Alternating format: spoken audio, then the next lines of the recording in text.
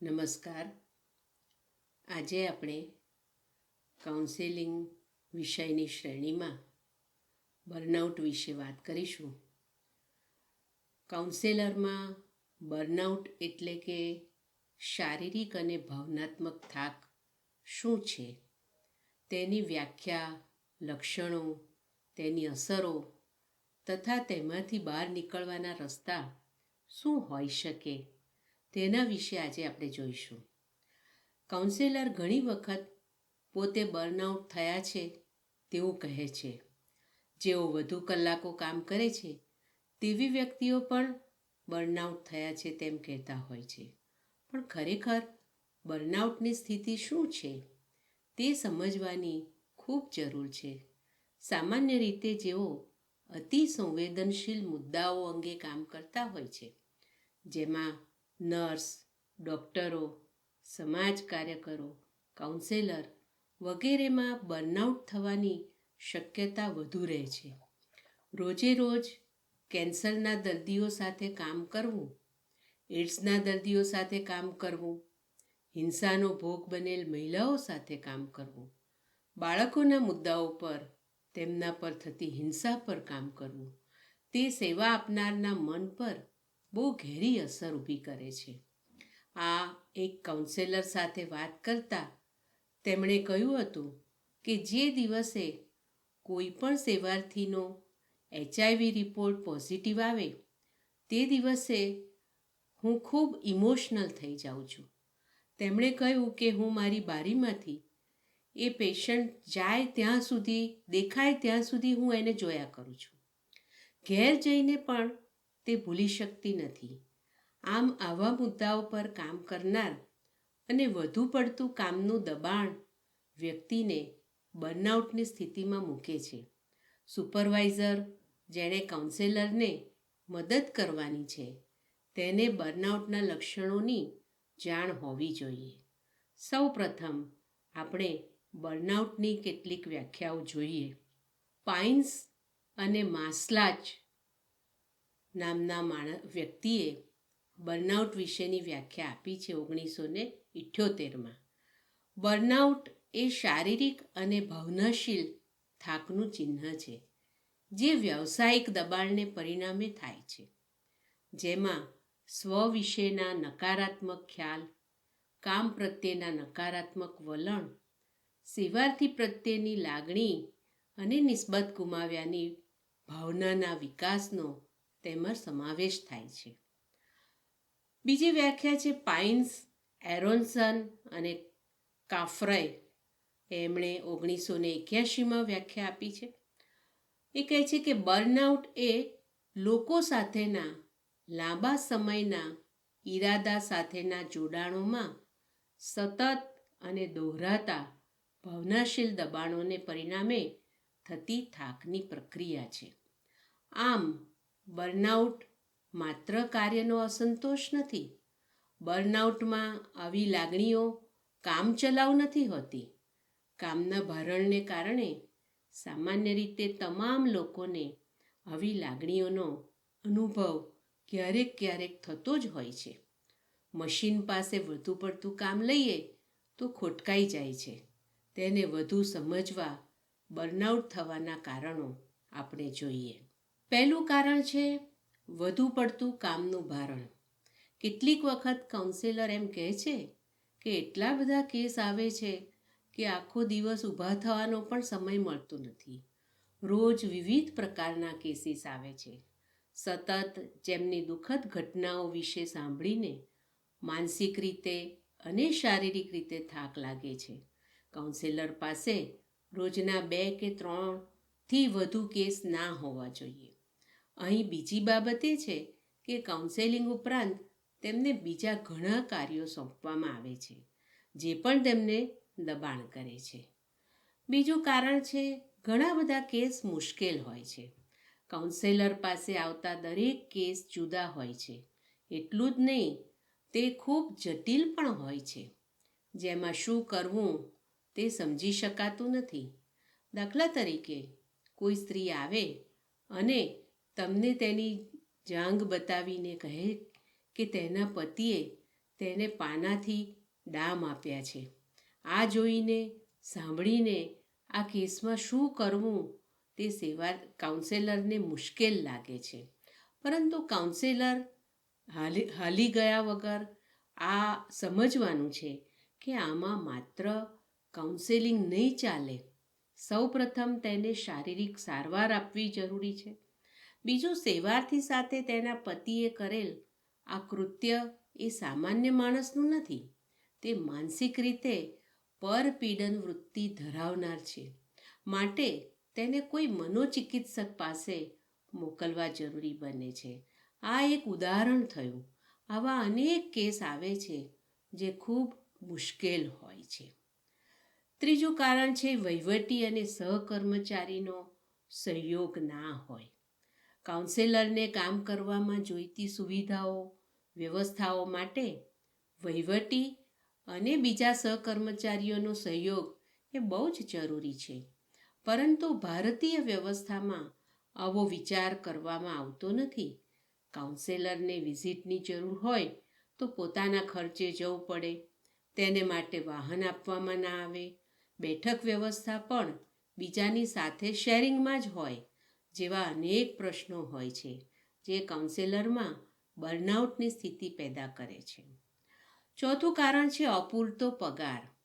ભારતીય વ્યવસ્થામાં કાઉન્સેલરને એક સામાન્ય કાર્યકર ગણવામાં આવે છે. મોટે ભાગે દરેક કાઉન્સેલિંગ આપતી સંસ્થાઓ કે સેન્ટરો કહે છે કે કાઉન્સેલરો અમારે ત્યાં આવે છે પણ ટકતા નથી. તેનું મુખ્ય કારણ ઓછો પગાર અને તેમાં કોઈ વધારો ના થવો તે મુખ્ય કારણ હોય છે. ઘણી વખત તાલીમો દરમિયાન કાઉન્સેલર આ અંગેની ફરિયાદ કરતા જોવા મળે છે. આર્થિક વળતર યોગ્ય ના મળવાથી આવા મુદ્દાઓ પર કામ કરનારાને એમ થાય છે કે અમે કેટલું મહત્ત્વનું કામ કરીએ છીએ અને પગાર અમને ઓછો આપે છે. અમારું કોઈ સ્ટેટસ નથી. આ કારણસર પણ તેમને બર્નઆઉટ થાય છે. પાંચમું કારણ છે સેવાર્થીને રસ ના હોય. વધુ પડતા કોર્ટના કાર્યો કરવા પડતા હોય. ઘણી વખત કાઉન્સેલર એવું અનુભવે કે કેસ લખાવ્યા પછી સેવાર્થીને એમાં કોઈ રસ હોય નહીં તેવું એમને લાગે છે. તેમનો કોઈ પ્રતિભાવ મળતો નથી. તેઓ ખૂબ ધીમે ધીમે આગળ વધે છે. તેવે સમયે આવા સેવાર્થીથી કાઉન્સેલર કંટાળી જાય છે. બીજું, કેટલાક કેસમાં કોર્ટ કાર્યવાહી કરવાની થાય છે. તેમાં વારંવાર ધક્કા ખાવા પડે છે. કેસ બીજા શહેરનો હોય તો તેમણે દૂરની કોર્ટમાં જુબાની આપવા જવું પડે છે. આમ આવા કાર્યો કેટલીક વખત કાઉન્સેલરને દબાણ કરનાર હોય છે જે બર્નઆઉટની સ્થિતિ ઊભી કરે છે. છઠ્ઠું કારણ છે વધુ સારું કરવામાં મુશ્કેલી ઊભી થાય.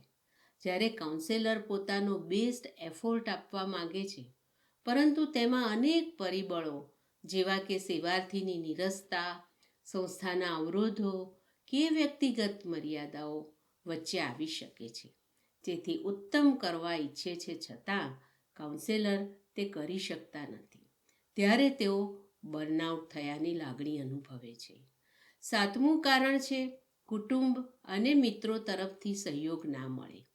HIV/AIDS જેવા ક્ષેત્રમાં કે કેન્સરના પેશન્ટ સાથે કામ કરતા કાઉન્સેલરના કુટુંબીજનો કાઉન્સેલરને ચેપ લાગશે અથવા LGBT સાથે કામ કરતા કાઉન્સેલરના કુટુંબીજનો તેમને જોબ છોડવા માટે કહે છે. તેમને કોઈ વખત વિઝિટમાં જવું પડે તો તે પસંદ કરતા નથી. આવી સ્થિતિ એ જોવા મળતી હોય છે. ત્યારે પણ કાઉન્સેલર બર્નઆઉટ થતા જોવા મળે છે. આઠમું કારણ છે નોકરીના કાર્યો અંગેની સમજણ ના હોવાથી માનસિક સંઘર્ષ થાય. ઘણી વખત કાઉન્સેલર નોકરી મળે છે એટલે સ્વીકારી લે છે પરંતુ તે મુદ્દા અંગે તેઓ સંવેદનશીલ હોતા નથી. HIV/AIDSમાં જેઓ શરૂઆતમાં જોડાય છે ત્યારે MSM, FSW જેવી વ્યક્તિઓ આવે છે અને પોતાના જીવન અને વ્યવહાર વિશે વાત કરે છે. ત્યારે કાઉન્સેલર આવા સેવાર્થી સાથે કામ કરવામાં મુશ્કેલી અનુભવે છે. હંમેશા કોઈ પણ નવા કાઉન્સેલરને તાલીમ લીધા વગર કાઉન્સેલિંગ સોંપવું જોઈએ નહીં. નહીં તો તેઓ ખૂબ માનસિક સંઘર્ષ અનુભવે છે, ત્યારે તેઓ બર્નઆઉટ થયાની લાગણી અનુભવે છે. 9મું કારણ છે બીજાની મદદ મેળવવા ઈચ્છતા ના હોય.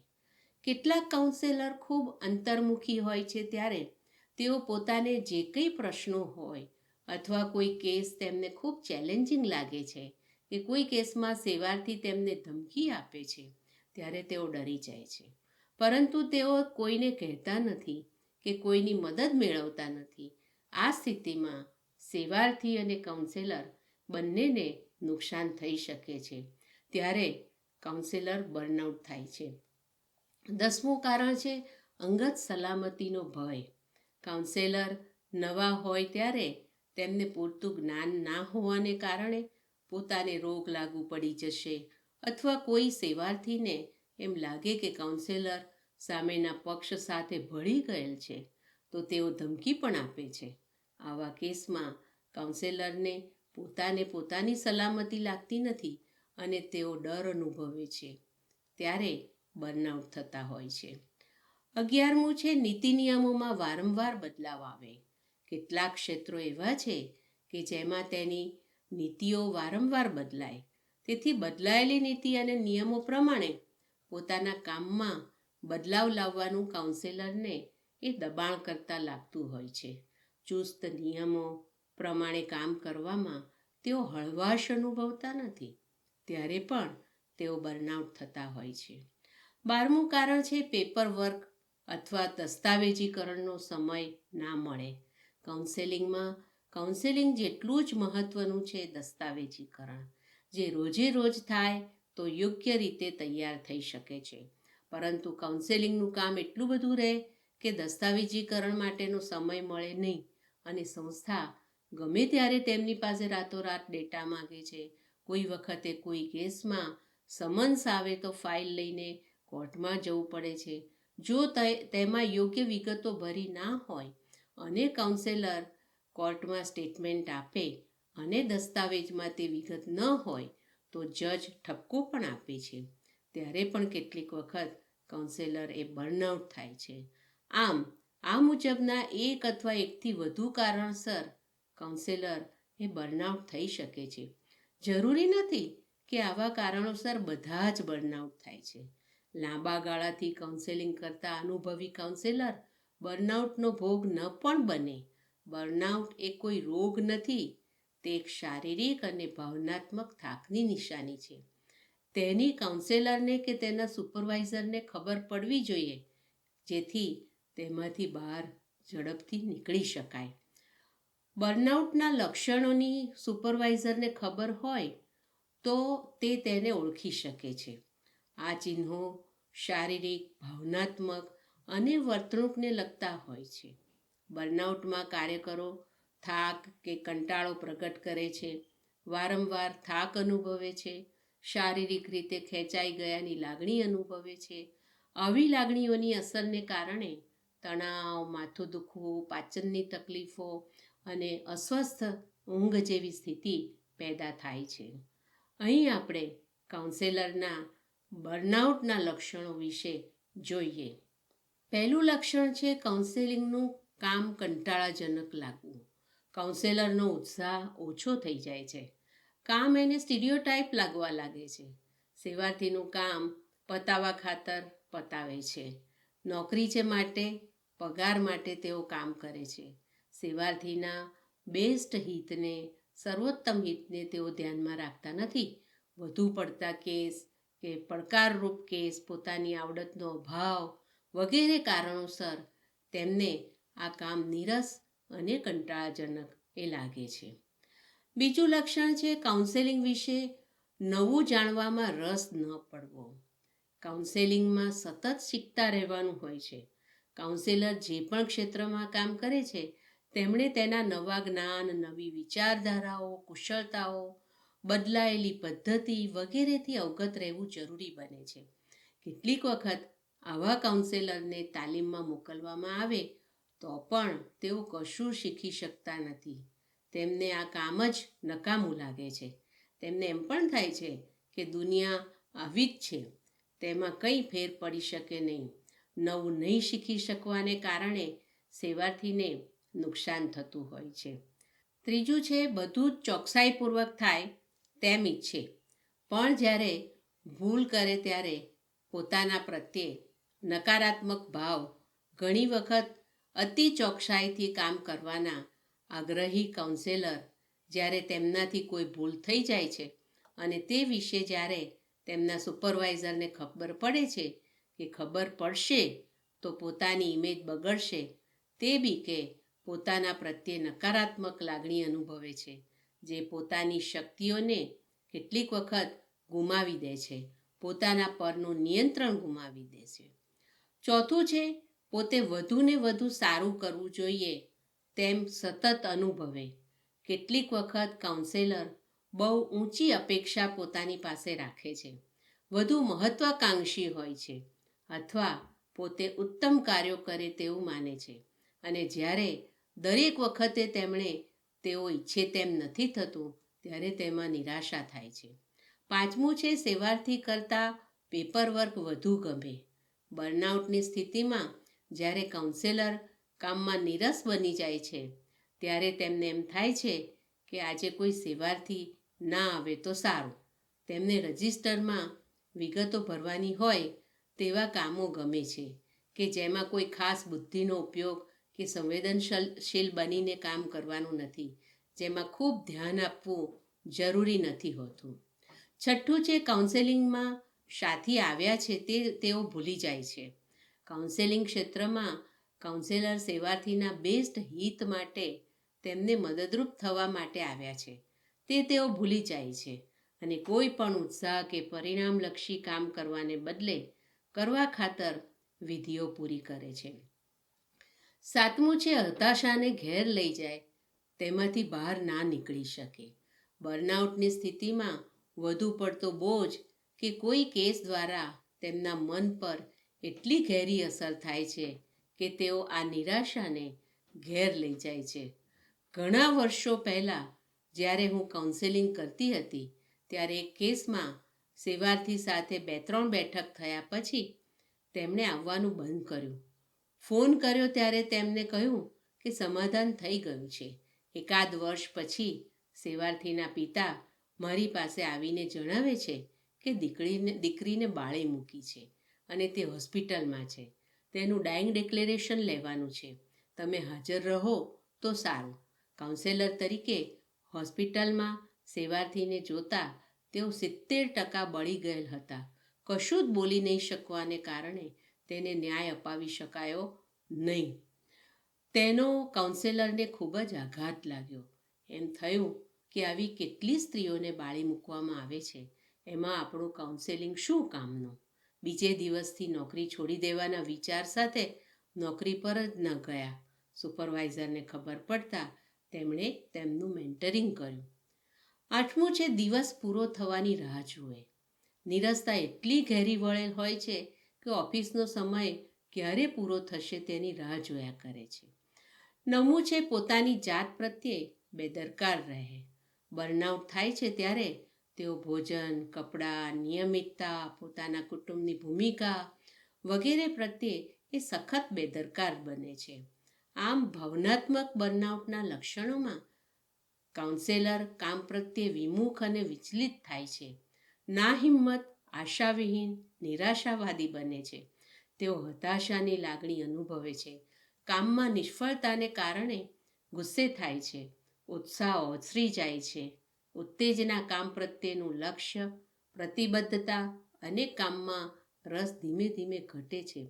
વર્તણૂકના ચિહ્નોમાં બર્નઆઉટનો ભોગ બનેલ વ્યક્તિ કામ પર જવા ઇનકાર કરે છે, તેની ગેરહાજરી વધતી જાય છે, તે જ્યારે કામ ઉપર હોય છે ત્યારે ઘડિયાળ જોયા કરે છે, સેવાર્થીની એપોઇન્ટમેન્ટ મુલતવી રાખે છે કે કેન્સલ કરે છે, વારંવાર અને લાંબી રજાઓ લે છે, સેવાર્થીને મળવાનું, તેમના ફોન લેવાનું કે તેમને વળતો ફોન કરવાનું તેઓ ટાળે છે, સેવાર્થીથી અંતર રાખે છે. કાર્યકરનો તેમના પ્રત્યેનો અભિગમ અજુગતો, બેપરવા, છૂટા પડી ગયાનો, શંકાશીલ હોય છે. સેવાર્થી સાથેનો વ્યવહાર તાંત્રિક અથવા જેને આપણે મિકેનિકલ કહીએ છીએ, જડ કહીએ છીએ, ક્ષુદ્ર, સંકુચિત અથવા અમલદાર જેવું અને મદદ કરવાના પ્રયત્નોથી વિમુખ જોવા મળે છે. સેવાર્થી સાથેની ચર્ચામાં વધારે સ્ટીરિયોટાઇપ હોય છે. નિસ્બત અને કાળજી ઘટી જાય છે. સેવાર્થી પ્રત્યેક વ્યક્તિ તરીકે નહીં, એકમાત્ર કેસ તરીકે તેઓ વાત કરે છે. સેવાર્થી સાથે આંતરક્રિયા કરતી વખતે બર્નઆઉટ થયેલ કાર્યકર આંખોનો સંપર્ક ટાળે છે. સેવાર્થી શારીરિક રીતે અંતર રાખે છે. સેવાર્થીને ભાવનાત્મક બાબતોની ચર્ચા કરવા નિરુત્સાહ કરે છે. મુલાકાત ટૂંકાવે છે. કાર્યકર શારીરિક રીતે થાકેલા અને ભાવનાત્મક રીતે તૂટેલા જણાય છે. સેવાર્થી સાથે ખૂબ અધીરાપણું દેખાય છે. ખૂબ જલ્દી તેમના ઉપર એ ગુસ્સે થઈ જતા હોય છે. ટૂંકમાં કાઉન્સેલરનું વર્તન તેમના કામમાંથી તેને દૂર લઈ જનારું બને છે. બર્નઆઉટની સ્થિતિ સેવાર્થી માટે અમાનવીય બને છે. કાઉન્સેલર પોતાના આવા વર્તનને કારણે શરમ, દોષિત અને અસ્વસ્થતાનો અનુભવ કરે છે, જે તેને વધુ માનસિક રીતે દબાણ કરે છે અને બર્નઆઉટ તરફ એને લઈ જાય છે. બર્નઆઉટ એ સ્વદબાણ કરનારી પ્રક્રિયા છે. આવી વ્યક્તિમાં સફળતા મેળવવા કે કેસમાં સારું પરિણામ મેળવવા માટેનો કોઈ પ્રયત્ન જોવા મળતો નથી. સુપરવાઇઝરને કાઉન્સેલરની આ સ્થિતિ અને બર્નઆઉટના વિકાસનો ખ્યાલ એ આવી જવો જોઈએ. એક વ્યક્તિની આવી સ્થિતિ બીજા ઉપર પણ અસર ઊભી કરી શકે છે, જે એજન્સી માટે એ ચિંતાજનક બનતી હોય છે. સુપરવાઇઝરે કાઉન્સેલરને દબાણમાંથી મુક્ત કરવા, દબાણ પેદા કરનાર ઉપરોક્ત સ્ત્રોતને શોધીને તેનું વિશ્લેષણ કરવામાં મદદ કરવાની છે. સહાયક સુપરવિઝનનો અમલ કરવામાં સુપરવાઇઝરને જ્યારે જાણ થાય છે કે કાઉન્સેલર બર્નઆઉટની સ્થિતિમાં છે, કે તરત તેના વિવિધ ઉપાયો કરવા જોઈએ. આ કાર્યમાં તે શૈક્ષણિક અને વહીવટી કાર્યોનો ઉપયોગ કરે છે, જેમાં કામમાં તેને તાલીમ આપવામાં આવે, કામની સમીક્ષા કરવામાં આવે અને તેની જરૂરી ક્ષમતાઓ વિકસાવીને તેને મદદરૂપ થઈ શકે છે. કાઉન્સેલરને તેના કામનું મહત્ત્વ સમજાય તે માટે પ્રયત્ન કરવાથી કાર્યસંતોષ વધી શકે છે. તેને ભાવનાત્મક ટેકો પૂરો પાડવા તેની સાથે વધુ તેઓ મૈત્રીપૂર્ણ વ્યવહાર બાંધી શકે છે. સુપરવાઇઝર કાઉન્સેલરને બર્નઆઉટની સ્થિતિમાંથી બહાર લાવવા માટે નીચે મુજબ દરમિયાનગીરી કરી શકે છે. એક તો દબાણો દૂર કરવા અને તેને વિકસતા અટકાવવા. બીજું છે કાઉન્સેલરને દબાણના સ્ત્રોતથી દૂર રાખવા. ત્રીજું છે દબાણ આપનારનો પ્રભાવ ઓછો કરવો. અને ચોથું છે કાઉન્સેલરને દબાણ સાથે સમાયોજન કરવામાં મદદ કરવી. આ દરમિયાનગીરી માટે સુપરવાઇઝરે આ મુજબ કેટલાક કાર્યો કરવાના હોય છે. કાઉન્સેલરના વ્યક્તિગત અને વ્યવસાયિક સંસાધનોનો ઉપયોગ કરવામાં અને તેનું આયોજન કરવામાં તેઓ મદદ કરે છે. કાઉન્સેલરને તક પૂરી પાડે છે જ્યાં તે સ્પષ્ટ રીતે મનની વાત કહી શકે છે કે તેનું કામ તેને કેવી રીતે દબાણ આપે છે અને તેના અનુભવો અને પ્રતિક્રિયાઓને તે વ્યક્ત કરી શકે છે. ત્રીજું છે કાઉન્સેલરની સુખાકારી માટે ટેકો કરે કે સહયોગ કરે. ચોથું છે કાઉન્સેલરને વ્યક્તિ અને કાર્યકર તરીકે એ મજબૂત બનાવે છે. હવે આપણે જોઈએ કે બર્નઆઉટ વિશે શું કરી શકાય. નિદાન થાય અને સારવાર થાય તે ખૂબ જરૂરી છે. બર્નઆઉટનો ભોગ બન્યા છે તેની ખબર પડી જવી જોઈએ. કાઉન્સેલરને પોતાને ખબર પડી શકે કે તેમના સુપરવાઇઝર કે સાથીઓને પણ ખબર પડી શકે છે કે આ કાઉન્સેલર બર્નઆઉટનો ભોગ બન્યા છે. બીજું છે માહિતી બીજા સાથે વહેંચવી, સાથી સાથે વાત કરવી. જ્યારે બર્નઆઉટ થાય નહીં તે માટે પણ બીજાઓ સાથે પોતાની મુશ્કેલીઓને વહેંચવી જોઈએ. અને જ્યારે બર્નઆઉટ થયું છે તેમ લાગે ત્યારે પણ સાથીઓ સાથે, ઉપરી સાથે તે અંગે વાત કરવાથી હળવા થઈ શકાય છે. બીજું છે ના પાડતા શીખવું. કેટલીક વખત કોઈ પણ પ્રકારના કેસ અથવા કાર્યો અથવા વધુ પડતો કાર્યબોજ હોય ત્યારે ના પાડતા શીખવું બહુ જરૂરી છે કે આમ કરવાથી હું સેવાર્થીને કે મારા કામને યોગ્ય ન્યાય નહીં આપી શકું. બીજું છે તમારા મુખ્ય ધ્યેયને ઓળખો. કાઉન્સેલરનું કામ શું છે અને તેમના ધ્યેય શું છે તેને બરોબર ઓળખવાના છે. કાઉન્સેલર ઈચ્છે તેવા પરિણામો ના પણ મળી શકે. બીજું છે હળવા થવાની પ્રવૃત્તિ કરો. સતત કામમાં વ્યસ્ત રહેવાથી પણ માનસિક અને ભાવનાત્મક થાક વધુ લાગે છે. કાર્ય દરમિયાન વચ્ચે વચ્ચે ટૂંકો બ્રેક લેવો જોઈએ અને મન અને શરીરને આરામ આપવો જોઈએ. બીજું છે સમય અને અગ્રતાનું આયોજન કરો. કેટલીક વખત અમુક કામો સમયસર કરી શકાતા નથી.